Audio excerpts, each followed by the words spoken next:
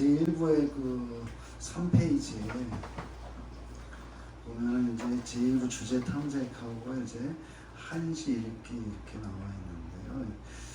이제 그 금요일 날 아침에 이제 저희가 그 시를 읽는 한시하고 이제 일본의 하이쿠하고 시조하고 있는 이제 그런 모임이 있는데 거기에서 이제 읽었던 그 시 한시 가운데 이제 네 수를 좀 같이 생각해 보도록 하겠습니다. 이제 한시는 이제 당나라 시인들의 시인데 사실 당시라는 것은 이제 사실 그 한시 가운데서 이제 최고의 경지에 오른 그런 이제 시들이라고 알려져 있고 오늘 살펴볼 것은 이제 시 왕유라는 사람의 시가 먼저 나오는데 이분은 이제 시불이라고 알려져 있는 부처님이다. 시의 부처님이다. 그래서 이제 이분이 약간 이제 불교적인 색채가 있고 그래서 이제 시불. 그다음 두 번째로 살펴보면 우리 잘 아는 이태백은 또 시선이라고 그러죠. 시의 신선이다.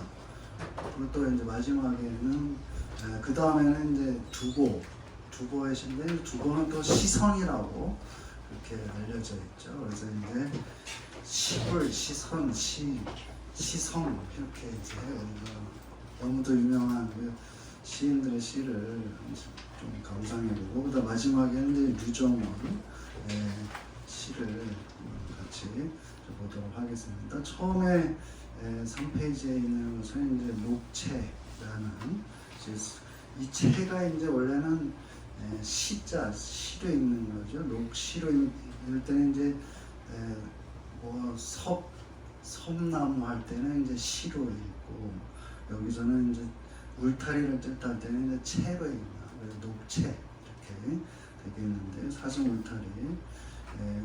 그럼 같이 한번 절 따라서 한번 읽어보시죠. 한번 같이 읽어가겠습니다. 공산불견인 단문인어향 반경입심림 복조 청태산. 말 그대로 이제 이분이 은거 생활을 하면서 이제 읊은 그런 시로 알려져 있는데요.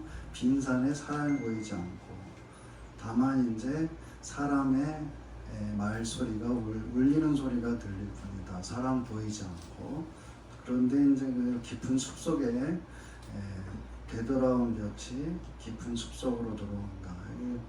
굉장히 빽빽한 그런 나무들이 우거진 숲 속에 이제 빛이 한 줄기 빛이 들어오는 이제 그런 모습을 얘기를 했고요. 그 다음에 이제 복조 청태산 그랬는데 그 복자도 이제 돌아온다는 뜻할 때는 이제 복으로 읽고 또 다시 할 때는 이제 부로 읽고 그렇게 되죠. 그래서 이게 이제 부조 청태산 원래 그렇게 이게 이제 다시 비춘다, 푸른 입김이를 비춘다 이렇게 됐는데 제가 오늘 여기서 복으로 그래서 이제 처음으로 돌아가서 푸른 입김이를 비춘다 이제 그런 뜻으로 보고자 해서 이제 그걸 복으로 읽었고요. 그래서 어쨌든 간에 이 시는 굉장히 조용한 그 다음에 이제 그 사람의 소리가 들어와가지고 또 빛이 들어오고 햇볕이 들어와가지고 그 어두운 숲속에 또 이끼를 비춘다는 그래서 이끼를 어떤 생명을 키우는 그런 뜻으로 이제 우리가 제가 한번 해석을 해보고 또 이제 이 시나 또 문학 작품이라는 것은 이제 누구에게나 다 열려 있는 그런 작품이고 그다음에 또 여기에서 이제 이거를 제가 이렇게 얘기하면 이게 꼭 정답이라고 하는 것이 아니고 이걸 통해서 이제 우리 또 각자 다른 또 생각들을 또 해석들을 해볼 수 있는 그런 계기로 한번 이런 해석을 해보고 또 우리가 같이 얘기를 나눠보는 것이죠.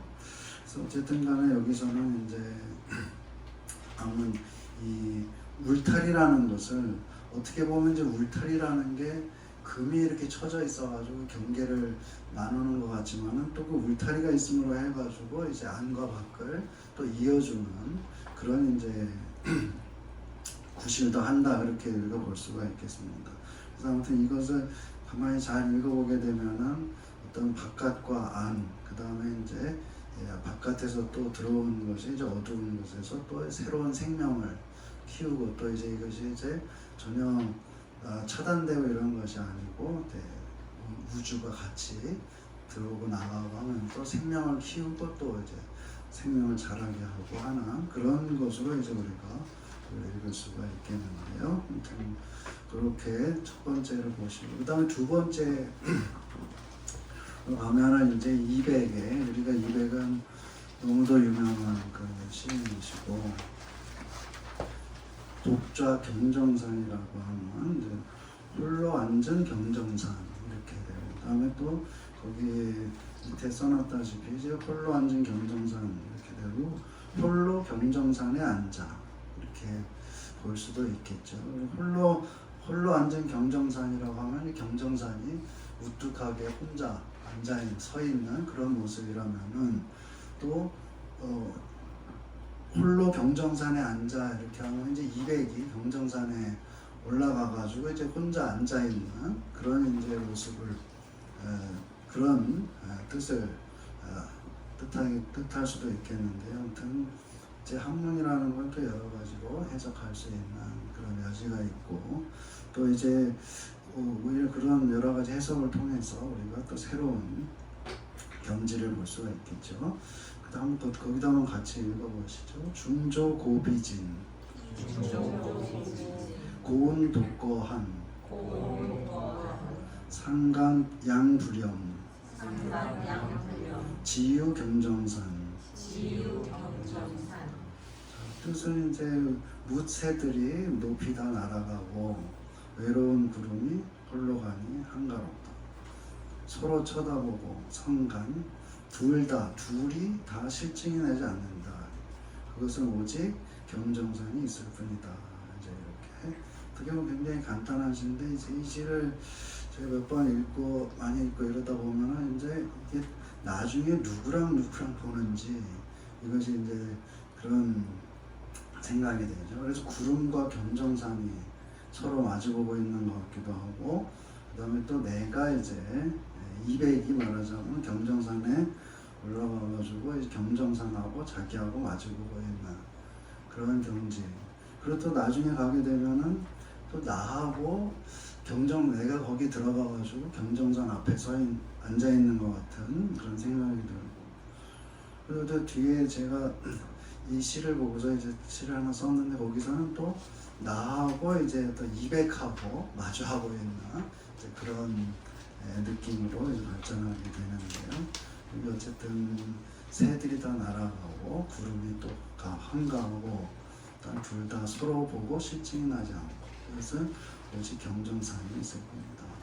또는 이제 경정산이 있기 때문에 또 그렇게 서로 마주보고 해도 실증이 않는 것은 경정산 때문이다. 또 이렇게 우리가 또 볼 수도 있을 것 같아요. 그래서 아무튼 이 시도 굉장히 잘 읽어보게 되면 굉장히 그 여러 가지 생각을 하게 하는 그런 시인 것 같아요. 그 다음에 두보의 시인데 이 시는 이제 절구라고 이제 제목은 없고 이제 원본에 보게 되면은 이제 절구라고 이게 5원 절구 시인데 이제 절구라고만 돼 있어가지고 시 제목은 아니고 그 제목이 없는 것으로 이제 볼 수가 있겠고요. 이 시도 한번 같이 한번 읽어보시죠. 강벽 조유백, 산청 화요견,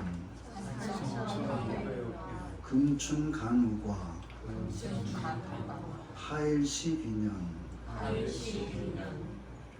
강이 푸르고 새도 희다.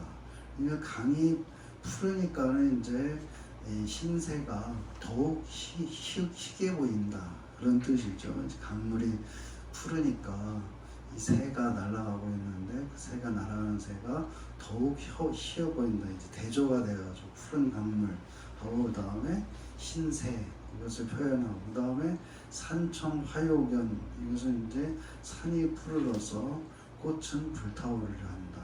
그래서 이제 욕이 바로 이제 뭐뭐 하려고 한다. 연은 이제 이 불탈연인데 이제 이걸 봄에 이게 가을의 단풍이 아니고 이제 가을의 단풍은 나뭇잎이 불타오르는 거겠죠. 여기서는 꽃이 불타오르는 거기 때문에 지금 이건 봄의 풍경을 읊은 것이고요.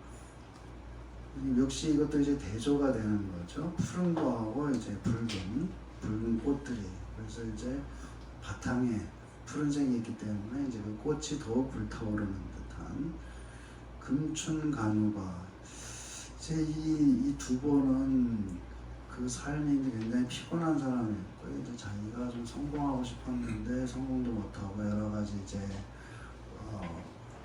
환경도 좋지 않았고, 그다음에 나중에 굉장히 떠돌이 생활도 많이 하고 이제 막 심지어 이제 배에서도 살고 이런, 또 가족하고 떨어져 가지고 이제 전쟁터에 나가서 또 살고 그러면서 이제 그런 가운데 시를 좀 많이 쓰고, 이제 시의 성인이다 그래서 시성이라고 하는 그런 이제 별칭이 붙어 있는 사람인데요. 여기도 역시 이제 금춘간우가 또 이제 이 지금 봄을 보고 있는데 이 봄이 또 지나간다는, 속절없이 지나가는, 그냥 자기가 이제 가족들을 또 만나보고 해야 되는데 가족도 만나보지 못하고 객지에서 참 이제 처량하게 이런 있으면서 또 벼슬에 나가야 되는데 계속 나가지 못하고 좌절하고 이러는 가운데서 이제 또 시간만 이제 보내고 있는 금춘간우가, 그러면서 이제 하일시 기년, 어느 날이 이제 자기가 돌아갈 해인가라는 이제 이런 단식 비슷한 것을 읊고 있는데, 이 시를 저도 이제 가만히 이렇게 보는데, 이것이 이제 단순히 자기가 언제 고향 자기 집에 언제 돌아갈 거냐 그거를 읊은 것이라기보다도 일단 이제 자기가 새롭게 인식한 그 자연, 이런 것들을 이제 이 봄이 지나가면서 그런 것들을 흘려보내고, 그다음에 이제 또 새로운 것을 만나는 그런 이제 새로운 의식, 그래서 어떤 멈춤이 없는 그런 이제 어떤 추구, 이런 것들을 이 속에서 제가 또 볼 수 있지 않을까 그런 생각을 하고, 사실은 그렇기 때문에 이제 이 두보가 시를 계속 쓸 수가 있었던 것 같아요. 좌절하지 않고. 사실 그 생애를 보게 되면은 이 사람이 도저히 시를 쓰는 풍경이 아닌데, 근데 시는 굉장히 이제 한편으로는 굉장히 그 슬픔이 있고, 또 단지 이제 슬픔만이 아니고 거기에서 이제 어떤 새로운 인식, 이런 걸 볼 수가 있겠는데, 여기에서도 역시 그런 것들을 우리가 좀 볼 수가 있을 것 같아요. 그 다음 이제 보시게 되면 이제 강설이라는 류종원이라고 해야 되겠죠. 그래서 강설인데, 이 시도 역시 이 제목을 강설이라는 것이 이제 강과 눈 그랬는데, 강의 눈. 우리 근데 이제 이거 한문으로 안 보고 이제 그냥 강설하게 되면은 눈이 내린다,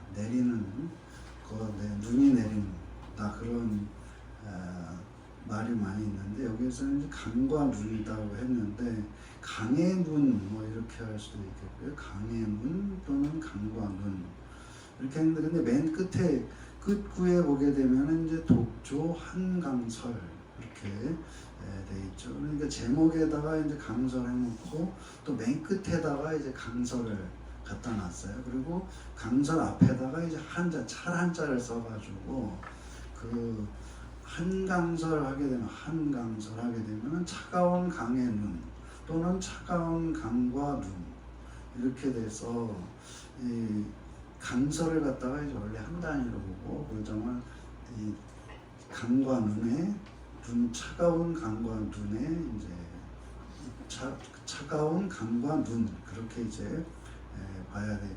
그렇게 볼 수도 있고, 또 차가운 강의 눈 이렇게 볼 수도 있고, 그런 두 가지로 우리가 볼 수가 있을 것 같습니다. 이 제목이 이제 이것도 한번 같이 읽어보실까요? 천산조비절, 만경인종별, 구주사리봉, 독조 한강설,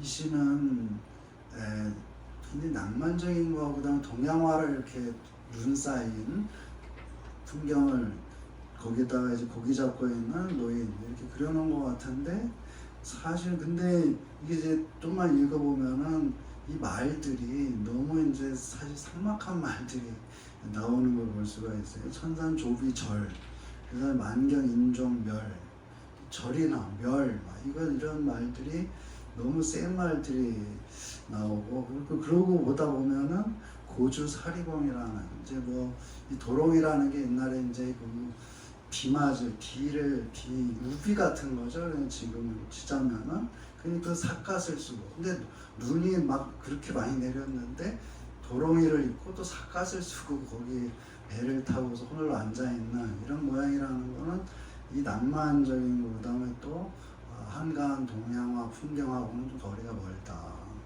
그래서 굉장히 어떤 뭐라고 그럴까 이 인간의 고독 그런 걸 느끼게 하는 그런 이제 생각이 들게 하죠. 그래서 이제 실존주의 철학자들 뭐 인간이 누구냐, 인간이란 뭐 이렇게 어둠 속에 이렇게 던져져 있는